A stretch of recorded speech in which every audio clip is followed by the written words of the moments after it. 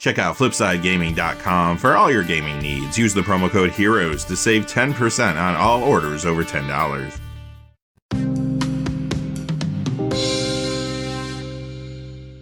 Hey there, this is John from Heroes and Legends, and welcome to another day of Throne of Eldraine preview cards. We're going to recap and analyze all the cards that were revealed over the last 24 hours. If you're curious as to the sources of these previews, check out the description below. All the content creators that preview these cards are listed down there. Also, if you still want to pre-order a box of Throne of Eldraine, you can do so at FlipsideGaming.com, and if you use that Heroes promo code, you'll save yourself a little cash and also support the channel at the same time, which is always appreciated. But without any further ado, let's get into it. We're going to start off, as we always do, by looking at variations on cards that we already discussed. So these were in yesterday's video, although I guess technically this morning's video. Unfortunately, when I tried to post the video yesterday, YouTube was giving me some trouble. I had to open a ticket. They did get it resolved. I was able to post the video this morning, but in case you were looking for it last night and you couldn't find it, it is up there now, so you can still check it out. There actually were some really cool cards yesterday. So 4 of those cards that now have extended art versions that we didn't see previously are Stolen by the Fae, Ayara First of Locthwain, Opportunistic Dragon, and Sorcerous Spyglass. Ardenvale Tactician. Okay, so here's a knight. You're going to see a lot of knights today, actually. This one is going to be a fine limited card for you.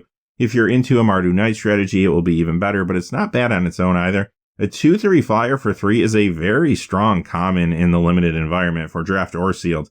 And then you also have an adventure here. Dizzying Swoop only costs you a white and 1, and it's an instant tap up to 2 target creatures, so you can use that defensively or offensively.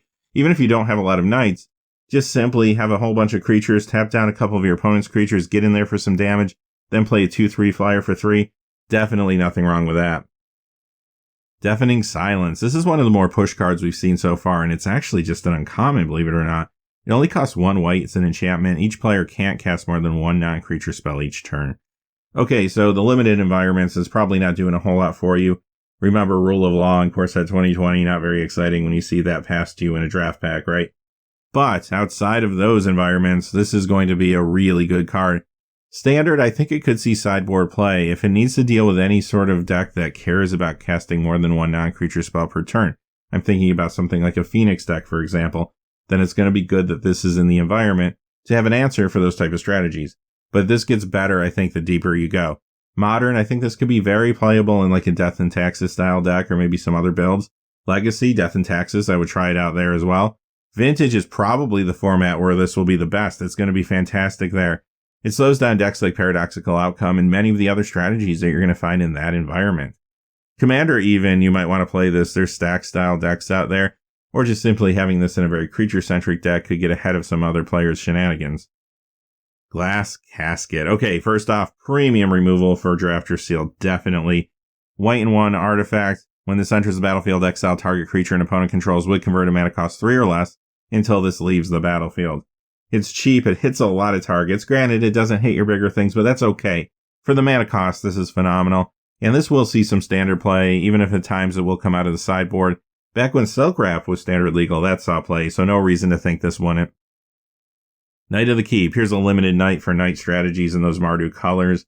If you don't have good strategies when knights, skip this if you can. I mean, it's an okay curve filler, but I don't like vanilla 3/2s for 3. Many times they trade down with 2 drops, and that's just not good economy. So I really want to have some synergies with knights if I'm playing this. Lost Legion, here's another limited knight, and this one's a little different because it's great if you have knight synergies, but it's also pretty good if you don't. A 2/3 for 3 when this enters the battlefield, scry 2. Lets you smooth out your next couple draws, decent creature size for what you're paying for it. Yeah, pretty good common in draft or sealed.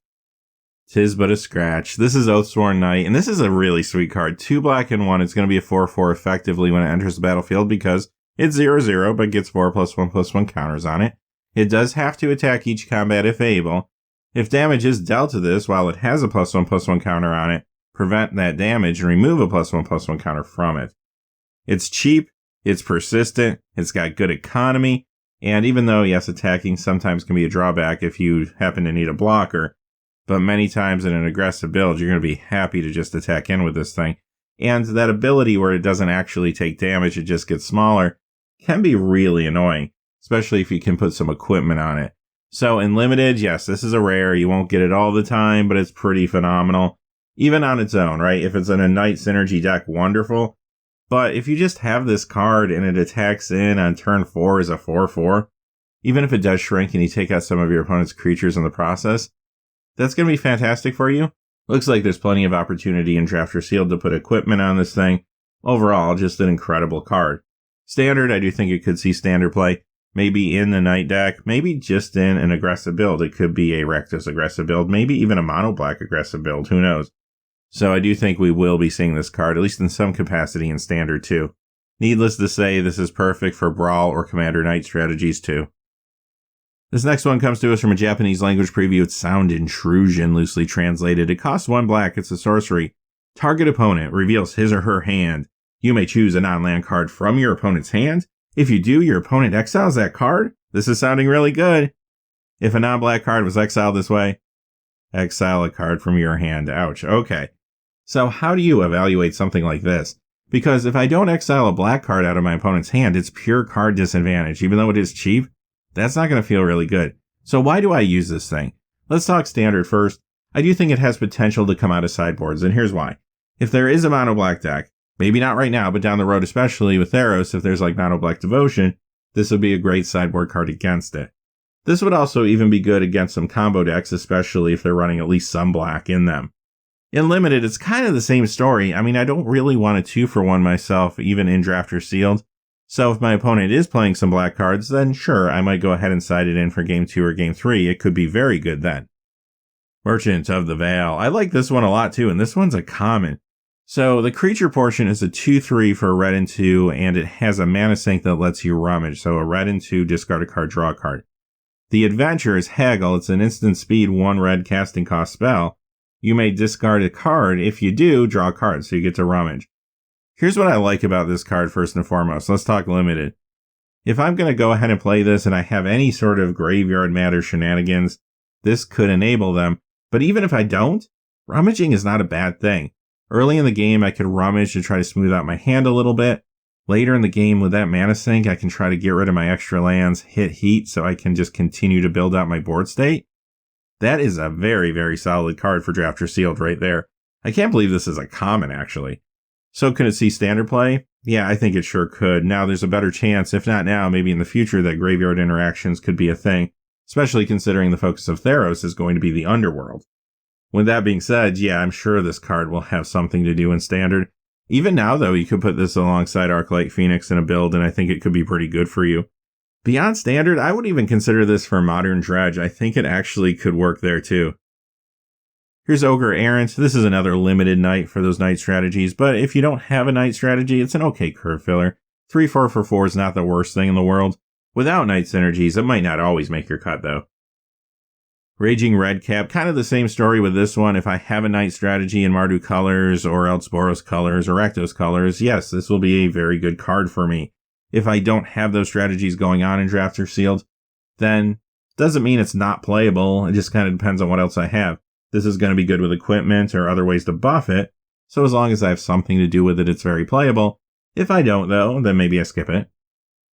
Redcap Brawl. Okay, this is another one of those cards that is going to punish you if your opponent is not playing a certain color at the right time. This is going to cost 1 red. It's an instant. Deals 4 damage, though, to target creature and planeswalker. If this deals damage to a non-red permanent, sacrifice a land. Okay, so this is extremely cheap. It does not go to the face, though. That's a little bit of a drawback. But this is still a very solid card. I love the economy here. For limited, yeah, I'm going to play this, actually. And I'm not just talking sideboard either. You could sideboard it in against red, sure. But I'm comfortable main decking this. Limited games, draft or sealed, they go on kind of long. You're going to have extra lands. Throwing away a land in the middle or later portion of the game is not going to be a big deal at all here. I kind of feel the same way about standard. Like, sure, this could be a sideboard card in some decks, but other decks don't care about pitching the land. Mono red aggro, I'm thinking about you. A lot of times you just end up with extra lands that aren't doing anything anyway in the middle portion of the game. Toss one away, do 4 damage to something, keep attacking in. Could be very good. Edgewall Innkeeper. This is kind of sweet for limited if you have a lot of adventure creatures. 1/1 for just a green. Whenever you cast a creature spell that has an adventure, draw a card. It does not need to have gone on the adventure first, so just playing the creature portion, there you go, you get to draw a card. Even if the creature is countered. This is very sweet. Now, obviously, if you don't have a fair number of adventures in your deck, this isn't worth running. You don't want a 1/1 for 1 that's going to sit there and do nothing. But as long as you have even just a few adventures and you can draw 1-2 cards off of this thing, pretty good value. When it comes to standard, unfortunately, even if there was an adventure-centric deck, don't really know if this would be good enough. It is very fragile and very conditional on your draws. Fell the Pheasant. This is pretty good for a limited. It's going to deal with some flying threats for you. It deals 5 damage to target creature with flying. It's an instant. It only costs a green and 1. And it gives you a food token to boot when you use it. But you do have to have a target for this. It won't just make a food token. If you have a food strategy, this card gets that much better. But even if you don't, find sideboard card to bring in against some of the flyers that could be coming at you. In standard, sometimes cards like this see play out of sideboards. Now Plummet is already in the format.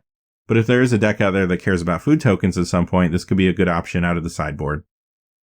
Okay, Adversary. Alright, so this is a good limited card regardless of whether your opponent is playing green or not. If they throw down a green permanent, well, wonderful. This is going to cost 2 less to cast. You could put it out in turn 2, possibly. That would be incredible.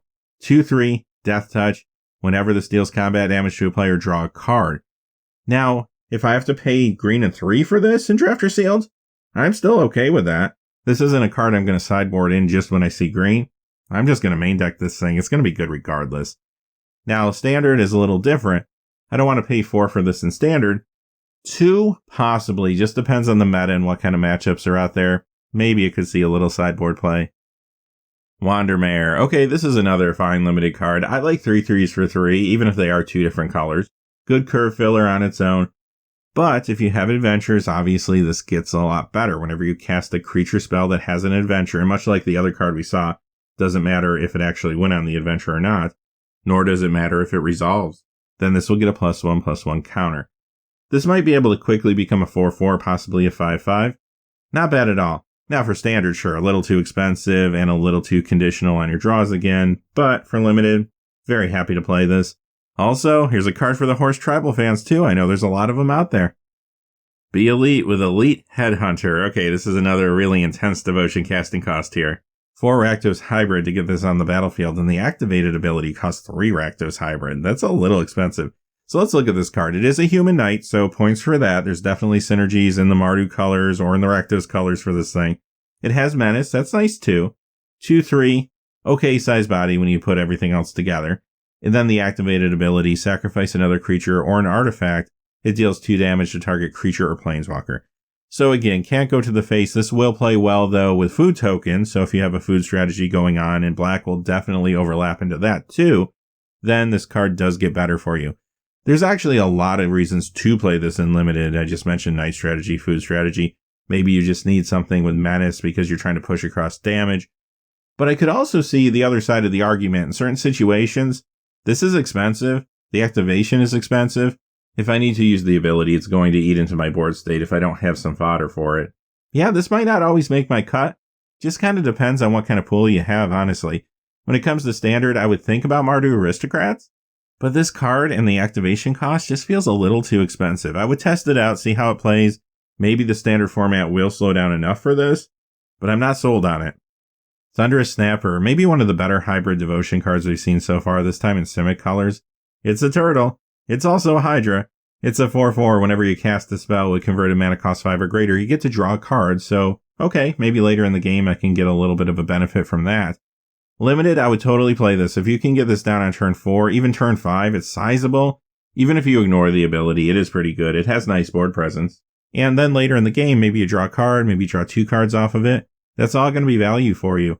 Standard, maybe it has a shot. It's a long shot, though. It's a 4/4 for 4, ultimately, so I do like that. And the ability could come into play, especially in like a ramp deck or something along those lines. If it does have a chance, though, it's probably after Theros comes out. If there is some kind of devotion mechanic, this could just get that much better at that point. One place where I really like this, though, is Brawl or Commander, because you know you're going to be playing big creatures in those games.